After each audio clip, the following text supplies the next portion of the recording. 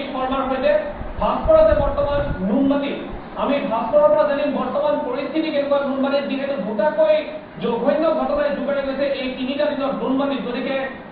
ভাস্কৰ আপোনাৰ ওচৰলৈ আহিছো তাত দেখা গৈছে যথেষ্ট লোক বৰ্তমান সমবেত হৈছে আৰু এই মুহূৰ্তত এটা ডাঙৰ প্ৰশ্ন মহানগৰী কিমান সুৰক্ষিত নাই কিয়নো 7টা দিনত 7টাকৈ ঘটনা সংঘটিত হৈছে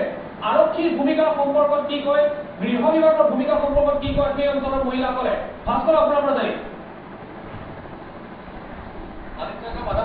বিগত এসপ্তাহত কেইবাটাও জঘন্য হত্যাকাণ্ড জোকাৰি গৈছে প্ৰধানকৈ নাৰীজনিত যিসমূহ আচলতে ঘটনা সেই ঘটনাই বৰ্তমান চাঞ্চল্য সৃষ্টি কৰিছে আচলতে বিভিন্ন আচলতে জঘন্য হত্যাকাণ্ড বৰ্তমান মহানগৰীত একাংশ মহিলা আৰু যুৱতীৰ ওপৰত নিৰাপত্তাৰ প্ৰশ্ন বৰ্তমান আচলতে সন্দেহ কৰিছে কাৰণ মহানগৰীত বৰ্তমান যুৱতী মহিলা নিৰাপত্তা নোহোৱা হৈছে বৰ্তমান মই কৈছো নুনমাটিৰ লুইত নগৰ আৰু যি স্থানত বিগত 23 তাৰিখে 23 জুনত সংঘটিত হৈছিল ৰেশমা বেগম নামৰ এগৰাকী 21 বছৰীয়া যুৱতী গুৱাহাটী কলেজৰ এগৰাকী 21 বছৰীয়া যুৱতী